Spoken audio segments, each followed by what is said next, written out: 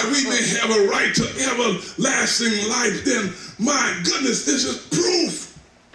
You go back, look before you were saved. You were in condemnation. You were being led off, amen, to hell, amen. But God decided to spare us through his son. That's proof. You got, and you cannot reject this, amen. God is saying in the word, in Paul, Romans, he did not spare his own son for us to be reconciled back to him. Second point, accepting proof. First point, God is for us. God is for us. We get to the point we accept proof, and it makes a big difference. Makes a big difference. Verses 33 and 34 of Romans. Who shall bring a charge against God's elect? Who shall bring a charge against God's elect? It is God who justifies. Wow. We'll break it down in a few minutes. Verse 34, who is he who condemns?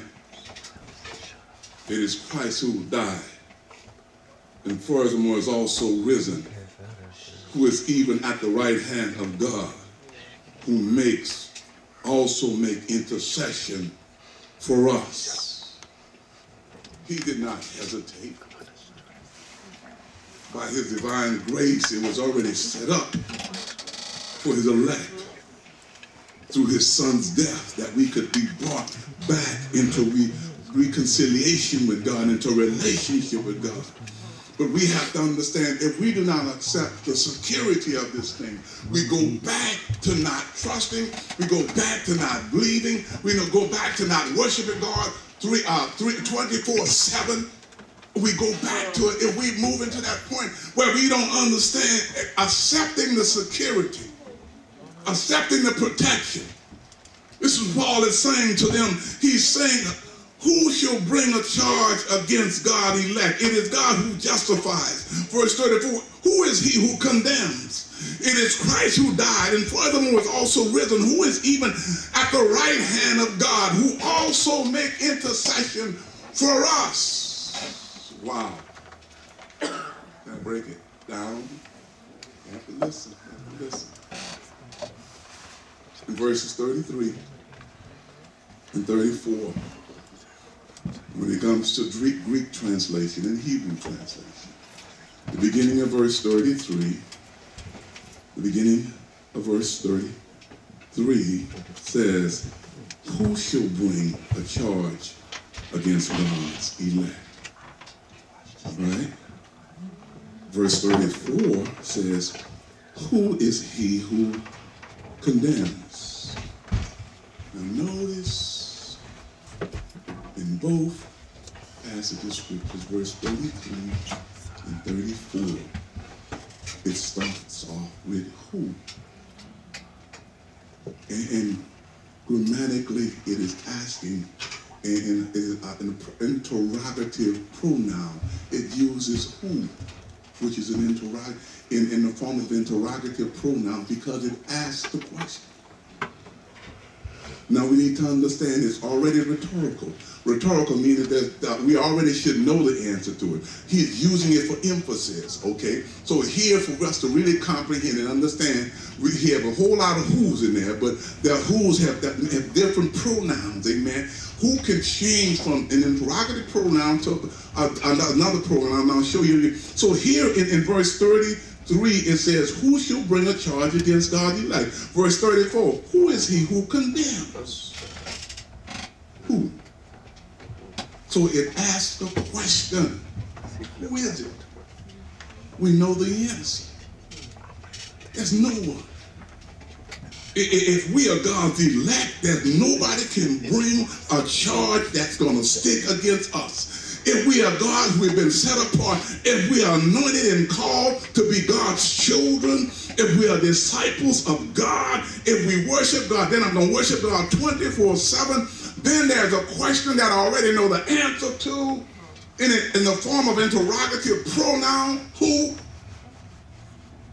Now watch. Verse 33. 34. Who is he who condemns? It is Christ who died, and furthermore is also risen, who is even at the right hand of God, who makes intercession for us. Wow. God guarantees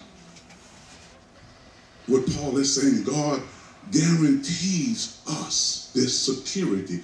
God guarantees us this protection. Because he's saying there's no one who can do this, because they don't have the power. But we fall apart thinking that we have been condemned. If somebody else condemns you, that does not mean a thing.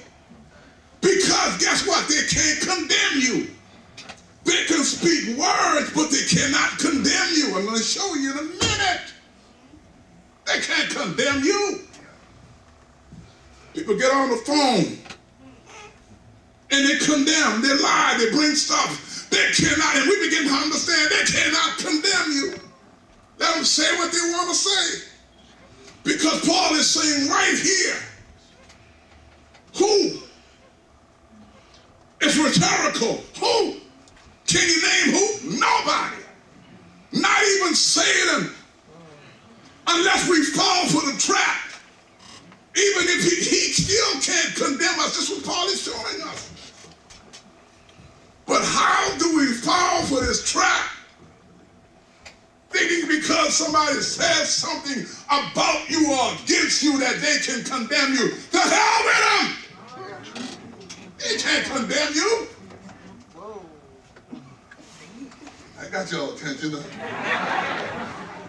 They cannot condemn you. We get that in our head. Doesn't make any difference what they say.